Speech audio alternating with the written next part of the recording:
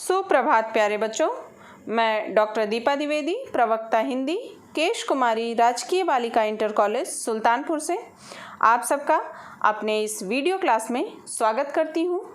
बच्चों, पूर्व के वीडियो में हम लोगों ने कविवर रहीम जी द्वारा रचित दोहा शीर्षक कविता से दोहा संख्या 10 तक का अध्ययन किए हैं। आज के इस वीडियो में उसके आगे के दोहे का अध्ययन करेंगे। पाठ का नाम है बच्चों दोहा और इसके रचयिता हैं रहीम जी। संदर्भ है इसका बच्चों प्रस्तुत दोहा कविवर रहीम द्वारा रचित रहीम ग्रंथावली से हमारी पाठ्य पुस्तक हिंदी में दोहा शीर्षक से उद्धृत है। 11वां दोहा पढ़ेंगे अब हम लोग। तरुअर फल नहीं खात है, सरवर पियहि न पान, कहि रहीम पर काज हित, संपत्ति सचहि सुजान।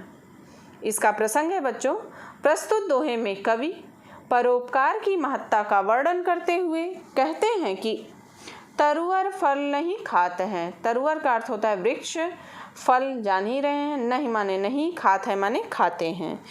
सरवर पियहि न पान, सरवर का अर्थ है सरोवर या तालाब, पियहि पीते हैं, न माने नहीं, पान माने पानी या जल। तो कविवर रहीम जी कहते हैं कि तरुअर फल नहीं खात है, सरवर पियहि न पान। कहते हैं जिस प्रकार वृक्ष अपने फलों को स्वयं नहीं खाते और सरोवर या तालाब अपना पानी स्वयं नहीं पीता है, अर्थात वृक्षों के फल और तालाब के जल का प्रयोग दूसरे लोग ही करते हैं, उसी प्रकार कहि रहीम पर काज हित, संपत्ति सचहि सुजान।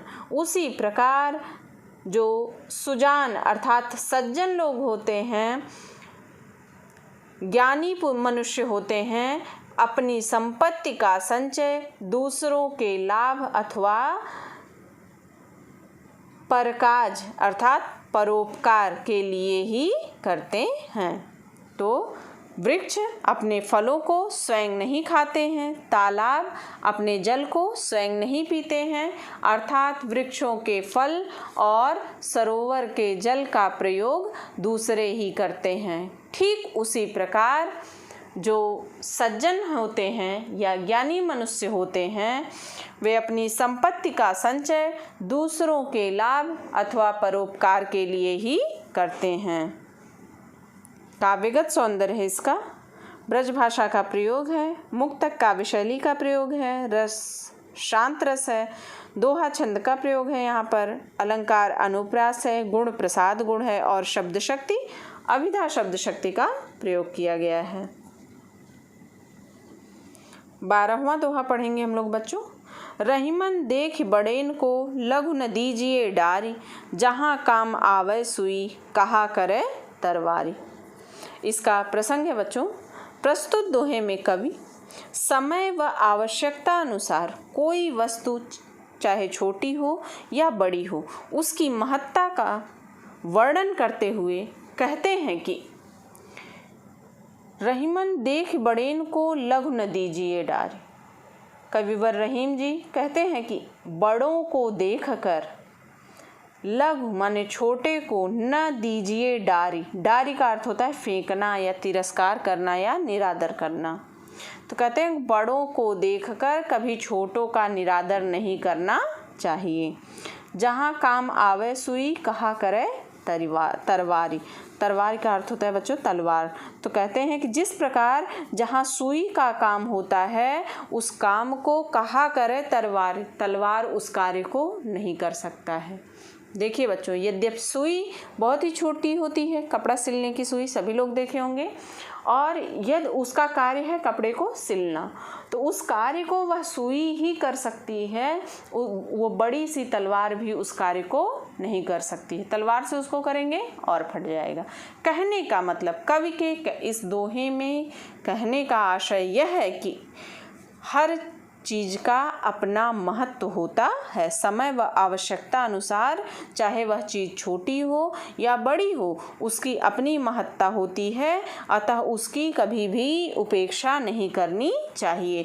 हमें बड़े लोगों को देख के, धनवान लोगों को देख के दीन दुखी गरीब की कभी उपेक्षा नहीं करनी चाहिए, कभी उनका निरादर नहीं करना चाहिए, उनका तिरस्कार नहीं करना चाहिए।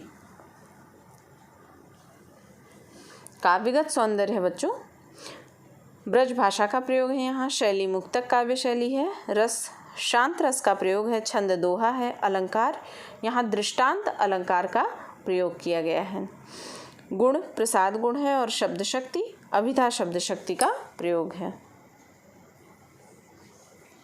13वां दोहा पढ़ेंगे अब हम लोग। यो रहीम सुख होत है बढ़त देख निज गोत, ज्यों बड़री अखिया निरखी आँखिन को सुख होत।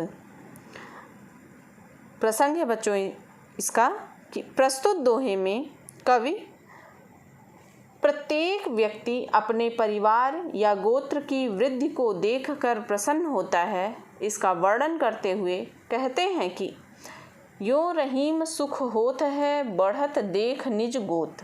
गोत का मतलब जान ही रहे हैं, गोत्र या वंश, निज माने अपना।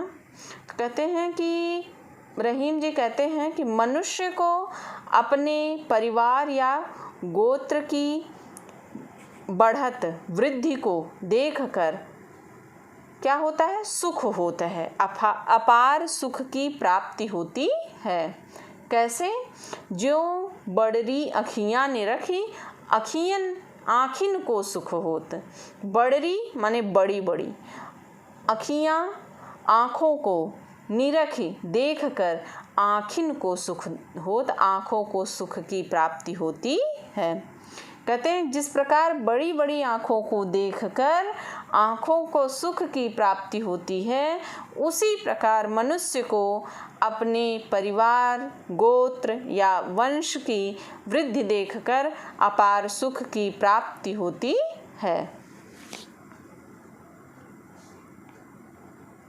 काव्यगत सौंदर्य है बच्चों, भाषा ब्रज भाषा का प्रयोग है, यहाँ शैली मुक्तक काव्य शैली है, रस शांत, छंद दोहा, अलंकार यहाँ उदाहरण अलंकार का प्रयोग है, और गुण प्रसाद गुण है और शब्द शक्ति अभिधा शब्द शक्ति का प्रयोग किया गया है।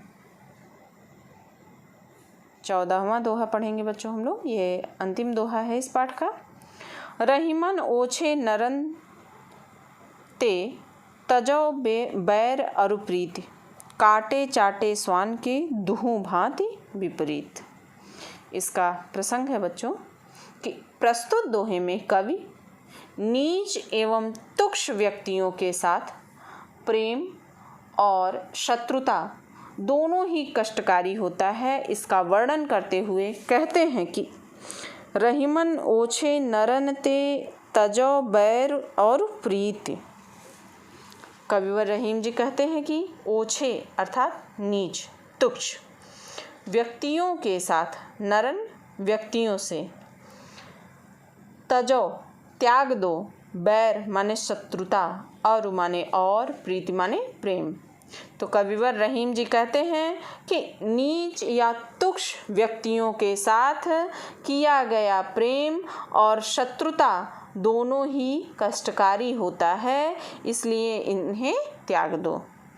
काटे चाटे स्वान ते दुहु भांति विपरीत। स्वान माने कुत्ता, दुहु माने दोनों ही, विपरीत माने कष्टदायी। कवि कहते हैं उदाहरण देके कि जिस प्रकार कुत्ते के काटने से और चाटने से दोनों ही दुखदाई होता है। कैसे? कुत्ते के चाटने से प्रेम तो प्रकट होता है, परंतु वह मनुष्य को अपवित्र कर देता है, और काटने से पीड़ा होती है और फिर विष भी फैल जाता है। उसी प्रकार नीच व्यक्ति या तुच्छ व्यक्ति की संगति को भी त्याग देना चाहिए, क्योंकि अगर उनसे बैर करेंगे, शत्रुता करेंगे तो वह भी कष्टदायी है, और अगर उनसे प्रीत रखेंगे, प्रेम रखेंगे तो वह भी कष्टदायी होता है।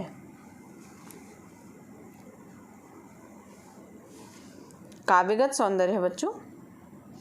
भाषा यहाँ ब्रज भाषा का प्रयोग है, शैली मुक्तक काव्य शैली है, रस शांत रस का प्रयोग है, गुण प्रसाद है, छंद दोहा, अलंकार यहाँ दृष्टांत अलंकार का प्रयोग किया गया है, और शब्द शक्ति अभिधा शब्द शक्ति का प्रयोग है। इसी भाव को प्रकट करते हुए अन्य कवि ने भी लिखा है, जो नर नीच अहै जग में, तिनके संग प्रीति न रारि बढ़ावो। प्रीति में चाट के, बैर में डांटी के, काम निकारी वे क्यों हरसावो। मतलब जो नर नीच अहै जग में, जो इस संसार में तुच्छ व्यक्ति हैं, तिनके संग प्रीति न रारि बढ़ाओ, न उनके साथ ज़्यादा प्रेम ही बढ़ाओ और न ही उनसे शत्रुता ही बढ़ाओ। ऐसे लोगों से उचित दूरी बनाकर रखना चाहिए। बच्चों, आज के इस वीडियो में हम लोगों ने दोहा संख्या 11 से 14 तक का अध्ययन किया है, और आज यहाँ कविवर रहीम जी द्वारा रचित दोहा शीर्षक कविता पूर्ण भी होती है। उम्मीद करती हूँ बच्चों आपको अच्छे से समझ में भी आया होगा। मिलते हैं बच्चों अगले वीडियो में। धन्यवाद।